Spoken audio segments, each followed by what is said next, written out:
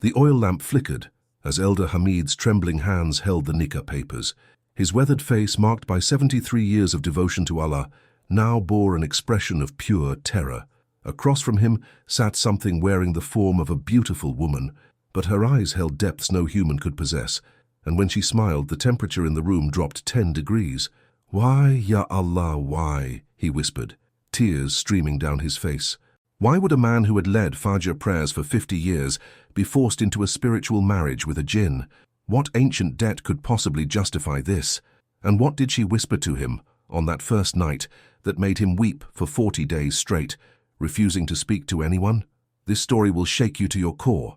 It will make you question everything you think you know about the unseen world, about family debts, and about the price of broken promises made generations ago. I'm begging you, listen until the very end, because the lesson hidden in this tale could save you from making the same mistake Hamid's grandfather made a century ago. What happened in that small village in rural Karnataka, India, didn't just affect one old man. It affected everyone. The children stopped playing. The women stopped going to the well after sunset, and the men, they finally understood that some promises transcend death itself. Before I continue with this story that still haunts the villages of Karnataka, I need you to do something. Check if you're subscribed to this channel. This story needs to reach as many people as possible. And please, leave a comment telling me which country you're watching from. I want to know how far this warning is traveling, how many people are learning about the dangers of broken spiritual contracts. Your engagement helps these crucial lessons reach others who need them. So please take a moment right now. Now let me take you back to where it all began, not with Hamid but with his grandfather in 1924. Hamid was born into what appeared to be a blessed family. The Qureshi household in the village of Halebidu had been respected for generations. His grandfather, Rashid Qureshi, was known as the most successful merchant in 3 districts. Gold, silk, spices, everything Rashid touched turned to profit. But Hamid's father, Iqbal, used to tell a story that no one believed. A story about why their family never celebrated weddings with full joy, why they always kept one room in their ancestral home locked, why they burned specific herbs every new moon. "Your grandfather made a deal," Iqbal would say, his voice barely above a whisper. "In the old well behind the ruined mosque, there lived a family of jinn. The matriarch was called Zainab. She was ancient, powerful, and she had a daughter, Layla." Young Hamid would laugh. "Baba, these are just stories to scare children." "No, beta. This is why we perform those rituals. This is why we never, ever go near that well after Maghrib. Your grandfather promised something he couldn't deliver, and one day someone will have to pay." Hamid grew up dismissing these tales. He became a Hafiz of the Quran at 16, led prayers at the village mosque at 25, married a pious woman named Rabia, raised 3 sons and 2 daughters. He lived a life of devotion, discipline, and dignity. He thought he was safe. He thought his grandfather's stories were just that, stories. He was catastrophically wrong. It started on a Tuesday, 3 months after Hamid's 73rd birthday. His youngest grandson, Ayan, a boy of 7, developed a fever. Nothing unusual, children get sick. But this fever was different. The doctors gave medicine. The fever rose. They gave stronger medicine. The fever climbed higher. 104 degrees, 105, 106. "He's burning up," Rabia cried, sponging the child's forehead with cold water that seemed to evaporate instantly upon contact with his skin. "Ya Allah, what's happening to him?" The strange part? Ayan wasn't delirious. His eyes were open, focused, staring at something in the corner of the room that no one else could see. "Who is she, Dada?" he asked Hamid one night, his voice eerily calm, despite the fever ravaging his small body. "Who is who, beta?" "The lady in the green sari. She comes every night. She says someone forgot a promise. She says someone needs to remember. She says there's going to be a wedding." Hamid's blood ran cold. Green was the color his father had always mentioned, the color Zainab's daughter supposedly wore. "What else does she say?" Hamid asked, his voice shaking. "She says to tell Hamid Qureshi that the bride has waited long enough. She says the contract must be fulfilled. She says—" Ayan's eyes suddenly rolled back and he began convulsing. The doctor called it a febrile seizure. But Hamid knew better. After 73 years of running from his grandfather's past, it had finally caught up with him. That night, Hamid did something he had avoided his entire life. He opened the locked room. The room hadn't been opened since Hamid's father died 20 years ago. The key hung on a chain around Hamid's neck, a burden he had carried but never used. His eldest son, Farhan, stood beside him. "Abu, what are we looking for?" "Answers," Hamid replied, his hand trembling as he inserted the key. "Or perhaps our doom." The door creaked open, releasing air that smelled of old paper, dried herbs, and something else. Something that made both men take an involuntary step back. Fear, perhaps, or the scent of the supernatural preserved across decades. Inside, the room was exactly as his grandfather had left it in 1924. A small desk, a chest, and on the walls, symbols drawn in what looked like saffron mixed with blood. In the chest they found documents, letters, and one paper that made Hamid's hands shake so violently he nearly dropped it. It was a contract, written in Urdu on one side and in script neither man could read on the other. But the Urdu side was clear enough. "I, Rashid Qureshi, in exchange for prosperity, protection and success, do promise that my firstborn grandson shall marry Layla, daughter of Zainab, of the Jinn tribe dwelling in the ancient well. This contract is binding for 100 years from this date, April 15th, 1924. If the promise is not fulfilled by April 15th, 2024, the Jinn may claim any member of the family as collateral until the debt is honored." The date on the paper swam before Hamid's eyes.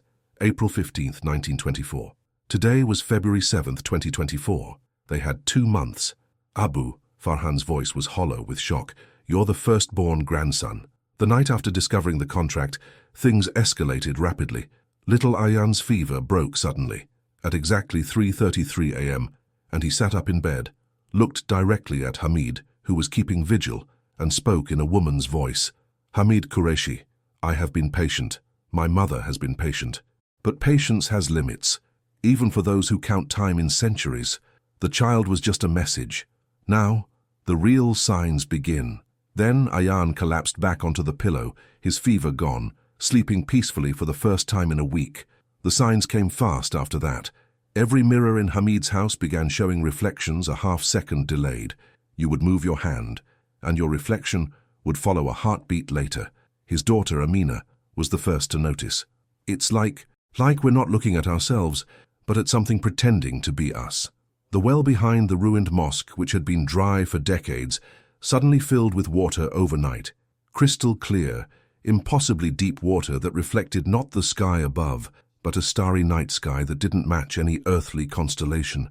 Hamid started finding gifts on his doorstep each morning. A jade bracelet, a bottle of perfume that smelled of flowers that didn't exist in this world, a comb made of silver that was always slightly warm to the touch, as if someone had just been using it, and the dreams. Allah, the dreams. Every person in Hamid's extended family began having the same dream. They would be standing in a grand hall, carved from emerald, watching a wedding ceremony. The groom's face was always blurred, but the bride was breathtakingly beautiful, wearing green, her eyes filled with both longing and fury. When Hamid finally gathered his courage to visit the village's eldest Islamic scholar, Maulana Karim, a man of 90 who had studied the relationship between humans and jinn for 60 years, the Maulana's face drained of color as he heard the story. "Ya Allah," the old scholar whispered, "your grandfather made a contract with the Zarafan tribe. They are not like ordinary jinn. They are believers, yes, but they are also bound by ancient codes of honor that predate Islam. If they say a debt must be paid, it will be paid. In blood, in life, or in marriage. Can't we just refuse?" Farhan asked desperately. "Can't we break this contract?" Maulana Karim shook his head slowly. "Break a contract with the Zarafan? Boy, you would be better off trying to break a contract with death itself." Hamid spent the next week doing something he should have done decades ago, investigating his grandfather's past thoroughly. With Maulana Karim's help, they visited the few remaining elders who remembered Rashid Qureshi, searched through old family records, and pieced together the truth. In 1924, Rashid had been on the verge of bankruptcy. His merchant business was failing, his family was starving, and he was about to lose everything. In desperation, he had sought out the well behind the ruined mosque, a place locals whispered was inhabited by powerful jinn.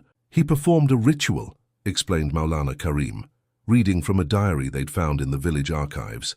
"A summoning ritual from the pre-Islamic era, modified with Islamic prayers. Dangerous, foolish, but effective." Zainab had appeared. She had listened to Rashid's desperate pleas, and she had made an offer. prosperity for his lifetime, protection for his children, success in all endeavors. In exchange, one thing, his firstborn grandson would marry her daughter, Layla. Why would a jinn want to marry a human? Hamid asked. The Maulana's expression was grave. Because, Hamid, Layla had fallen in love with Rashid. Jinn can live for thousands of years, but they experience love just as intensely as humans. She loved him, but he was already married, so she asked for the next best thing, someone of his bloodline. You carry your grandfather's essence, his DNA. To her, you are him, in a sense. But I'm 73 years old, and Layla is over 300. Age means nothing to the jinn. What matters is the contract, the promise, the debt. They found more documents, letters written by Rashid in his final years, growing increasingly paranoid and regretful. In one, written just before his death in 1961, he wrote, "I have damned my grandson. I know this. Every day I pray for forgiveness, but I know Allah may not grant it. I traded my descendants' freedom for gold and success. May Allah have mercy on whoever must pay this price." On the night of February 25th, with the contract's deadline just 6 weeks away, Layla appeared to Hamid directly. He was sitting in his garden, unable to sleep, reciting Ayatul Kursi over and over. The air suddenly grew thick and fragrant with roses. The temperature dropped, and there she was. She materialized slowly, like watercolors spreading across paper. Tall, graceful, wearing that green sari young Ayan had described. Her skin had an otherworldly luminescence. Her eyes were too large and too knowing, and her presence felt like standing next to a barely contained wildfire. "Hamid Qureshi," she said, her voice like wind through silk. "Finally, we meet face to face." Hamid tried to speak, but found his voice had fled. He clutched his prayer beads tighter. Layla moved closer, not walking, but gliding. "Don't be afraid. I am not here to harm you. I am here to collect what was promised. I have waited 100 years. 100 years of watching the well, of hoping, of maintaining faith that the contract would be honored. I didn't make this contract," Hamid finally managed. "It was my grandfather's foolishness. I am not responsible." "But you are responsible," Layla countered, her voice sad rather than angry. "You carry his blood. You inherited his prosperity. The money that educated you, that fed your family, that built this house, all of it came from the blessing I granted him. You cannot accept the gifts and refuse the price. I am an old man. I have a wife. I have lived my entire life as a faithful Muslim. How can you ask me to break my vows to Rabia?" Layla's expression softened. "I do not ask you to leave your wife or to love me as you love her. Among jinn, it is possible to have different types of unions. I ask only for what was promised, a spiritual marriage, a binding of souls, a recognition that you fulfill your grandfather's contract. I will not interfere with your human life. I will not demand your time or attention. I ask only that you acknowledge me as your wife in the unseen realm, and that you perform one ritual with me on the night of April 15th. And if I refuse..." The garden suddenly filled with whispers, dozens of voices speaking in languages Hamid couldn't understand. The shadows grew longer, darker. Layla's eyes flashed with green fire. "If you refuse, the contract allows me to take collateral. Your grandson was just a warning. If you do not fulfill the promise, I can claim anyone in your bloodline. And unlike you, they will not have a choice. The bond will not be spiritual and respectful. It will be absolute and inescapable. Is that what you want for your children? For your grandchildren?" Hamid felt tears streaming down his face. "This is cruelty. This is injustice. This is your grandfather's choice manifesting across time," Layla said, her voice gentle but firm. "I did not create this situation. He did. I merely offered him a bargain he accepted. The Quran itself tells you that fulfilling contracts is sacred. Allah says in Surah Al-Ma'idah, 'O you who have believed, fulfill all contracts, even contracts that are difficult, even contracts that cost us dearly.'" She faded then, leaving behind only her final words echoing in the air. "You have until April 15th, Hamid Qureshi. I suggest you make peace with your decision, whatever it may be." The next 6 weeks were the longest of Hamid's life. He told his family everything. Their reactions ranged from disbelief to horror to, surprisingly, acceptance. It was his wife, Rabia, who spoke the words that both comforted and devastated him. "Hamid," she said one night, holding his hands in hers, "I have been your wife for 48 years. I know your heart, I know your faith, and I know that you are facing something that no religious scholar can fully guide you through. So let me tell you what I think." "Please," Hamid whispered. "Your grandfather made a mistake. but refusing to honor it will only transfer that mistake to the next generation. Your grandson almost died. What happens next time? What happens if you refuse and Layla claims one of our daughters, or our granddaughters? Would they have your strength, your faith, or would they be destroyed by a bond forced upon them? Are you saying I should accept this marriage? Rabia's eyes filled with tears. I am saying that sometimes the most Islamic thing to do is to accept the lesser harm to prevent the greater one. I am saying that if this jinn is truly willing to simply have a spiritual recognition, a binding that doesn't affect our daily lives, then perhaps that is a mercy. You would share your husband with a jinn? I would rather share you with a jinn than lose my grandchildren to one. Hamid consulted with 3 different Islamic scholars. Their answers were maddeningly varied. Maulana Karim said, the contract was made through forbidden means, mixing Islamic prayers with pre-Islamic rituals. It is invalid in the eyes of Allah. You should refuse and trust in Allah's protection. A scholar from the city said, Jinn-human marriages are mentioned in Islamic history, though they are controversial. If this is truly a spiritual binding that does not violate Islamic law, and if refusing would cause harm to innocent family members, there is an argument for acceptance. The 3rd scholar simply said, I don't know, Hamid. This is beyond my knowledge. You must pray istikhara and follow your heart. As April 15th approached, Hamid spent every night in tahajjud prayers, weeping before Allah, begging for guidance. And slowly, painfully, a decision formed in his heart. He would accept the contract, not for himself but for his family. He would perform this spiritual nikah, bind himself to Layla in name only, and protect his descendants from a fate worse than the one he faced. But when he informed Layla of his decision during her next appearance, she said something that shook him to his core.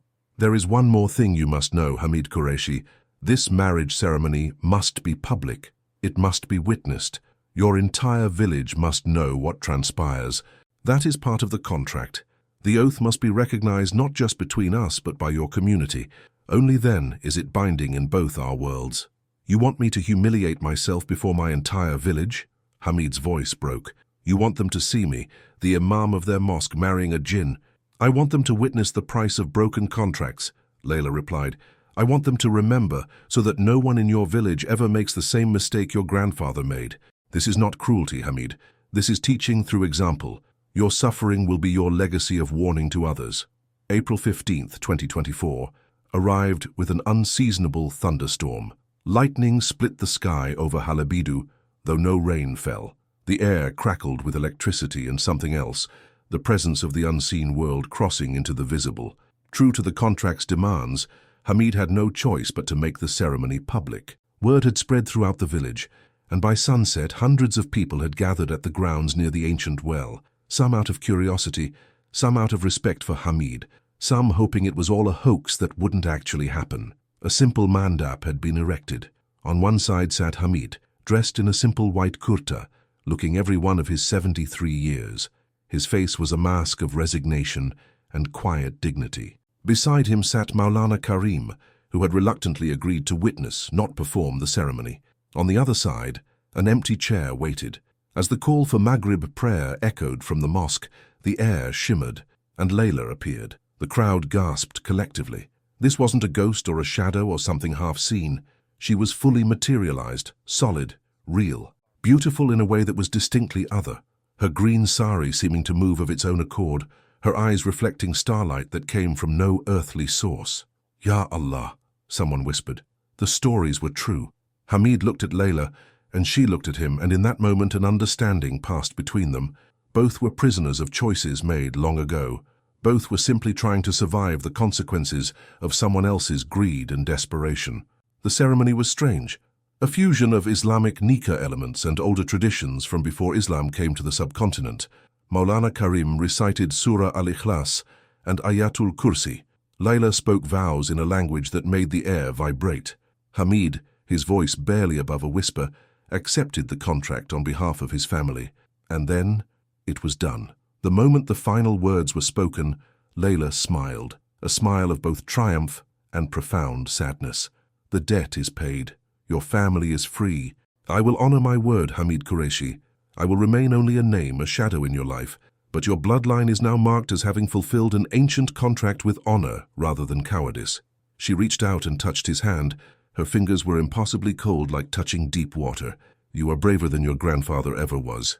Then she began to fade, her form becoming translucent, and as she disappeared, she left behind one final gift, the jade bracelet she had been wearing, now sitting on the chair where she had been. "Keep this," her voice echoed as she vanished completely. "It will protect your family. No Jinn will ever dare make a contract with your bloodline again. They will know. The Qurayshis pay their debts, no matter the cost." The aftermath of the wedding was unlike anything the village had experienced. Hamid became simultaneously a figure of pity, respect, and fear. Some villagers avoided him, uncomfortable with the knowledge that their imam was now spiritually bound to a jinn. Others, paradoxically, sought his counsel more than ever, believing he now had unique insight into the unseen world. But the most profound change was in how the village viewed the old traditions. Suddenly the warnings passed down through generations. Don't go to abandoned wells at night. Don't make promises to the unseen world. Don't mix Islamic practices with pre-Islamic rituals, were taken seriously again. Elders who had been dismissed as superstitious were now consulted. The ruined mosque was renovated and reconsecrated. And most importantly, a new tradition began. On April 15th each year, the village held a gathering where Hamid would tell the story of his grandfather's contract and his own sacrifice, ensuring that future generations would never forget. As for Hamid himself, life continued much as it had before, yet completely different. He still led prayers 5 times a day. He still counseled the community. He still loved his wife Rabia, who had shown a strength and understanding beyond what he could have imagined. But sometimes late at night, he would feel a cold presence beside him. Not threatening, not demanding, simply there. Layla, keeping her word to remain only a shadow in his life, a reminder of the contract fulfilled. His grandson Ayan, who had been the vessel for the first warning, grew up to become a scholar of Islamic theology, specializing in the relationship between the seen and unseen worlds.